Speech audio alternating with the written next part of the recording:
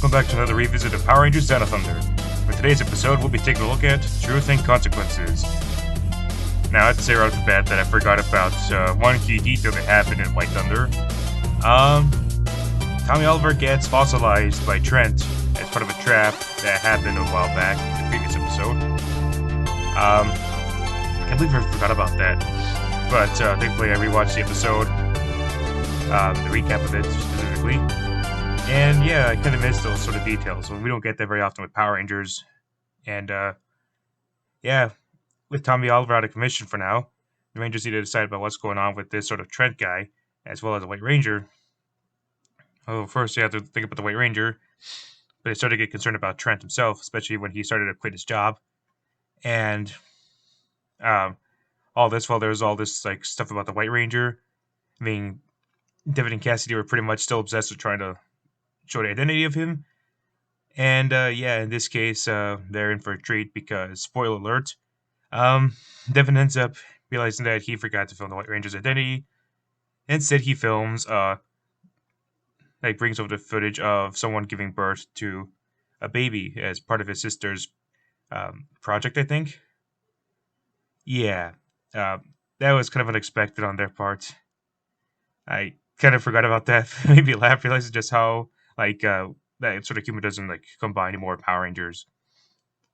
But yeah, apart from all that, and most of it was just Trent sort of avoiding all sort of contact with everybody else. At one point, Metzigog sends down Zeltrax as well as Elsa to have the White Ranger join the team. And that doesn't go as planned. Eventually, the Rangers manage to take him down.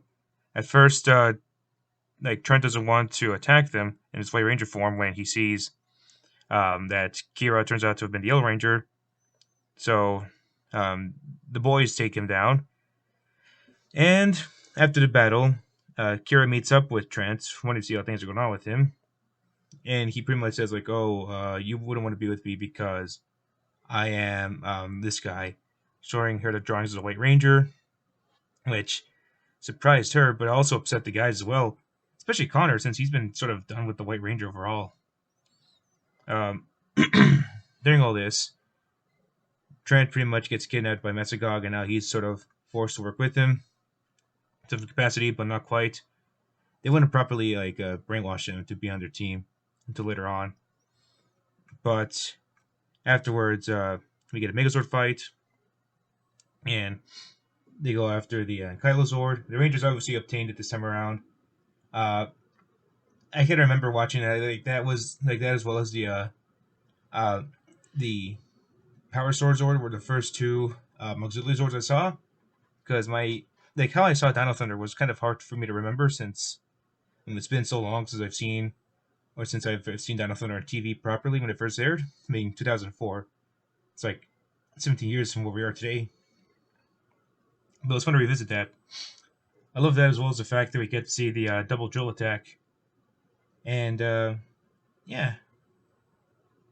We're not quite done yet with the story afterwards, but I did enjoy the fact that Trent still had to deal with the fact that someone knows who he is, and three people in this case, which kind of sets up this sort of really dramatic story arc of Kira sort of wanted to help him out, even though the guys don't want to because of just how much of a pain in the ass he was. And that was sort of something that I don't think we ever got with Green with Evil. I mean, the closest to it was just Tommy Oliver saying, oh yeah, Pink Ranger, I'll kill you and all the other Power Rangers. Which was pretty much it. Afterwards, when they rescued Tommy, it wasn't just should we trust him? No, they just let him in. I mean, obviously, MMPR was a different sort of beast from Dino Thunder. MMPR was the beginning of it all. They're starting to work around a way of adapting something like that. Whereas with Dino Thunder, they're learning from the mistakes of past seasons to make improvements, make their own better show.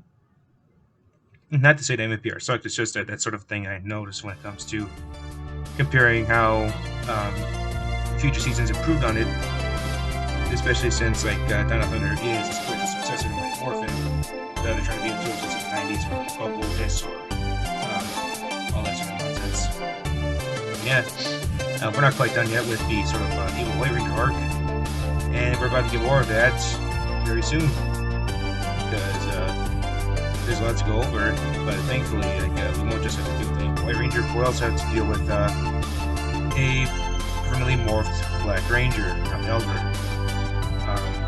I'll talk more about that in the next video. Hopefully it won't get delayed again, but yeah, I hope you guys enjoyed this video, and I'll see you next time. Take care.